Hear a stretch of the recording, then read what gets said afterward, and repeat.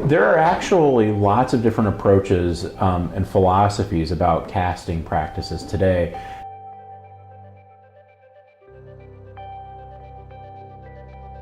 Well, so particularly I was the managing director for a company called Southern Miss Theater for about 5 years.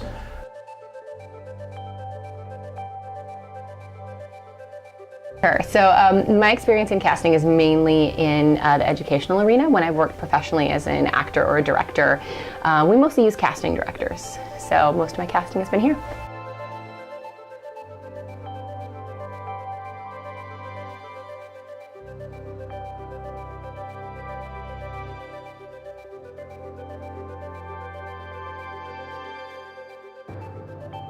So you can, in theory, cast blindly.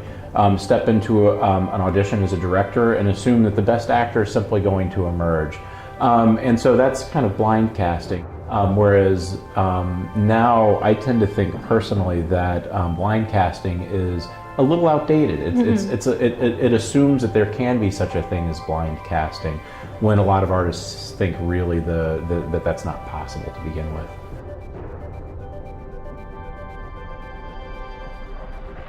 Conscious casting really is a matter of a director being aware of the potential and possibility, the planning, the deliberateness, the consciousness of going in to serve the needs of a playwright, a play, artists, and audiences. Karen cast the flicked.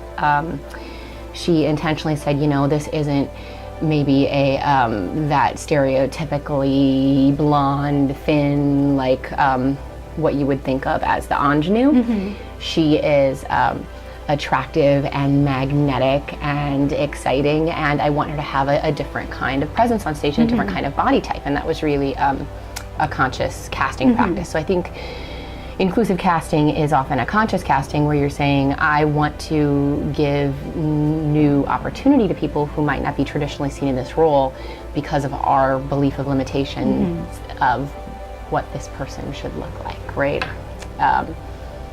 Whether that diversity means someone who's differently abled or of a different ethnicity or a different body type.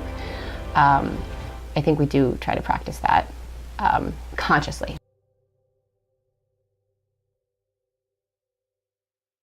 So even 10 years ago when I was a student, I was aware that blind casting practice was a good productive practice.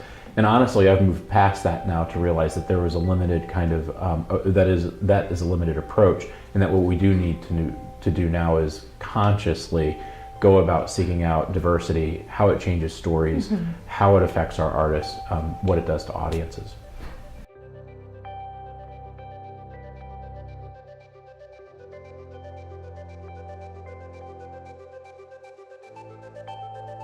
If we were to take any of the classic playwrights, if we were to look at a Beckett play, an Ibsen play, a Chekhov play, a Shakespearean play, these are playwrights who are writing about their contexts. They were great intellectuals, and they were, for the most part, progressive for their time, but that doesn't necessarily mean that they're progressive for our time and our moment. So I don't think that the characters that they wrote are perfectly attuned or easily adjusted or translated to meet the needs of the identity of our actors today or our audiences. Most shows are historical, most shows are outdated, most plays as they're written have a disconnect to audiences that go to the theater today, right now. And I think it's imperative that we try to do hard analytical work to understand the original context of a play, and then do equally hard production work to make sure that we keep those plays relevant to our audiences. And it is always the case that you're not serving someone's interests. If I adapt a character as written or dialogue as written in a play, I'm not doing service to the playwright who conceived of the show. And yet I have to make these adaptations to serve everybody else's aims. But if my aim is for the audience, and an audience doesn't speak in iambic pentameter, doesn't really know aesthetically or structurally what a soliloquy is, can't actually understand what a king might be, I'm doing disservice to them if I assume that I'm just going to play Shakespeare plays authentically without updating. perspective and viewpoint, as universal as we think that it is still determined by that kind of small range. Our range of culture, our attitudes toward diversity today are very different. We have different national needs and community needs. We think ethically very differently today about what it is that theater accomplishes for audiences. So the Oregon Shakespeare Festival, for instance, they don't just think of diversity in terms of the actor. They are working on a 3-year project. I believe that they've recently started it for translating Shakespeare, which means what they're trying to do is find what makes Shakespeare plays unique, special, and take things that are outdated and try to update. So we have, or they have hired rather, 30 or 35 playwrights who are themselves from diverse backgrounds and experiences, so that they can rewrite Shakespeare to translate for actors who represent diversity today, so that the actors are not representing something completely foreign or alien or outdated, that there is a connection, and that there is again a connection back to the audiences, because the audiences represent the communities that then form our writers today and our actors today. We talk about, there's an article that we read called Classic Drag by Sue Ellen Case, where she makes the argument that we should never perform Greek tragedies again, because the roles for women there are invented by men. It's essentially men in drag and saying, you know, as a woman, the roles that are available to you are virgin or whore, murderess, or, you know, dead heroine. And she makes the case that these should be never, they were a thing for their time, and there is no reason we should be performing those or producing them now. So it instigates a really interesting discussion, I hope, where people try to break down what that means and to take a side on that, not so much for the sake of taking a position, but for thinking through who gets to tell what story. So I think I wouldn't presume to tell someone what story they could or couldn't tell. I mean, who am I to say that's not, you can't find yourself in that story. Performance from the past, they're often very problematic.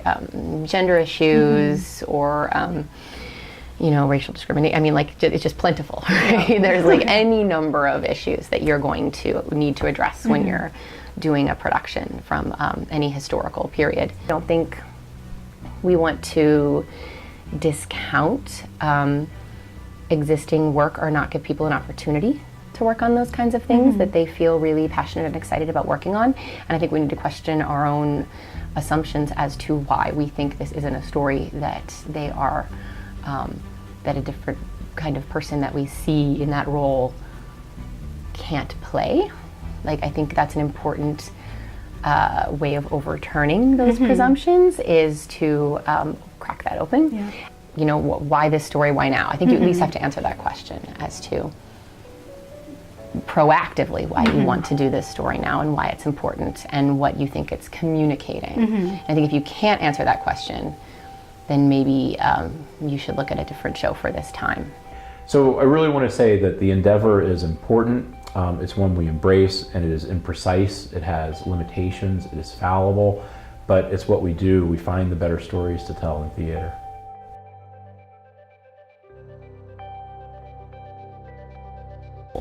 So I think there's different levels at which welcoming new voices comes in, from casting to the work chosen to the kind of stories that we tell.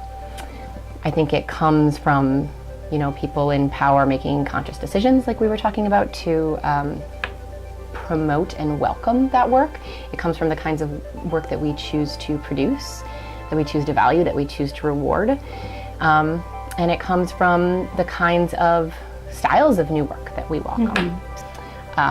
So I think it's a combined effort through casting and also through marking those new works as important as they are made and continuing to circulate that. 10 years will look very different from what it does right now, and hopefully we will have produced in the effort more diverse artistic voices, from the plays being written, the types of characters being written, the types of actors who access stages, and the types of audiences that we develop. But I think it's it's an organic and a whole process to work on old plays and new plays at the same time.